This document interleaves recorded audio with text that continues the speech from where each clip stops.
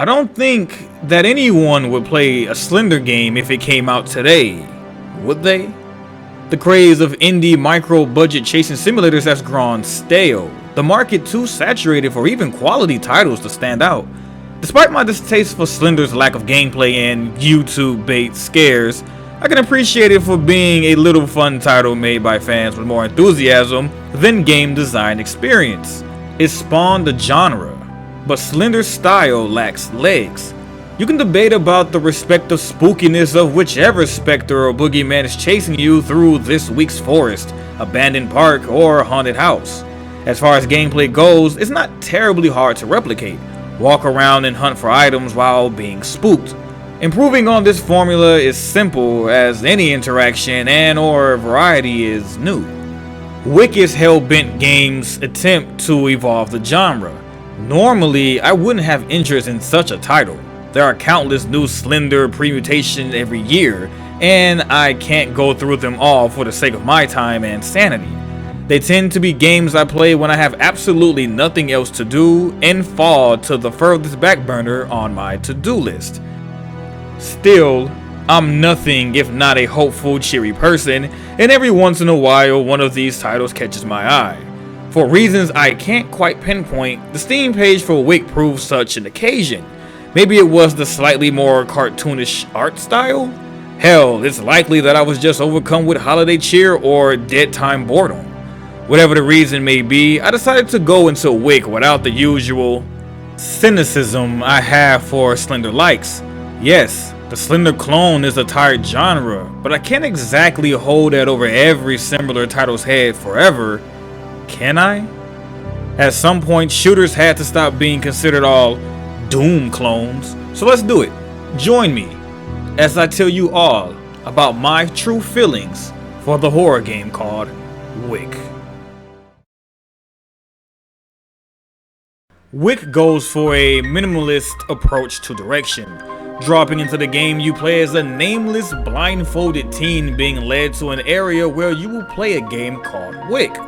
It is a pre-mutation of the teenage game where friends go into the woods, leave a friend behind with only a single light source, and retrieve them in the morning. Presumably, spooks of some kind or another occur in the interim. I refer to this as a plot device game, since no person I know has ever felt the need to willingly get lost in the woods and fuck with ghosts. Maybe people were more desperate for entertainment before the invention of the computer. Of course, just standing there and waiting for the morning would make for a pretty boring game. Your only light source at the start is a set of matches, but candles spread throughout the forest serve as a more lasting illumination. Light can be transferred from candle to candle, and distant candles can be seen as sparkling dots on the horizon. It isn't terribly hard to keep yourself perpetually lit, so it serves as a trail to keep you on track to interesting landmarks than a real restriction. Personally, I kinda like this. Resource management definitely has a place in horror, but the more narrative style of Wick leads itself well to the less stressful approach. Running out of light is suitably dangerous and spooky, spawning all sorts of terrible noises and making you a target for the various fiends. That's not to say that you are perfectly safe in the light either. Certain triggers will cause more persistent enemies to spawn, which must be fled from to survive. As the night goes on, different enemies will pursue you, each with their own visual style and method of assault. The variety it offers is refreshing, and while we don't see anything truly revolutionary, it's enough to require you to mix up your playstyle and learn through trial and error.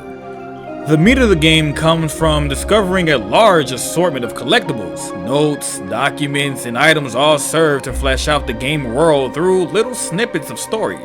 The notes are generally drawings and serve as hints or instructions while also building some spooky tension.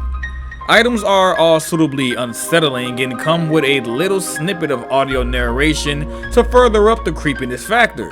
The documents stand out as the most unique part of the package and add a dual layer to the narrative.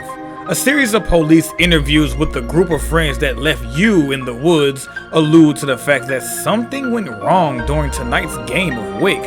It reveals that there's something special about your experience, and this isn't just something that all the other kids have done and inexplicably got through just fine. It colors the events of the game in a more questionable light, and what you see might not be actually what is happening. Alas, that's all there is to talk about with Wick. It's a scavenger hunt slender clone with more variety and legs. Sure, it innovates, but all that can be said about the title is still doable in just a couple minutes. It's an inherent weakness to the genre and one that prevents me from really getting fully into it. Some visual bugs and awkward spawns will take you out of the experience. The jump scares are also a bit too frequent, with almost every turn or new location prompting some kind of screaming child or demonic arm to dart out. It's too rapid fire, which makes the roughness of the scenes more glaring. Still, none of the bugs ruined the experience for me. What is there is good, delivering scares in a unique environment. I had fun figuring out how to survive and really enjoyed piecing the story together. All said and done, there just isn't enough here to really love this game. The narrow scope makes the flaws more pressing since I don't have any mitigating factors to judge the game by. It's the perfect example of an average game that I just find enjoyable. This isn't a big budget title pulled down into mediocrity by a clipped production cycle or inexplicable design choices. This is a small game that does a single thing pretty well. People that like this kind of thing will like Wick. If you absolutely adore Slender, you will find Wick to be a similar experience with some innovations. It's an indie game totally worth checking out, but hard to recommend.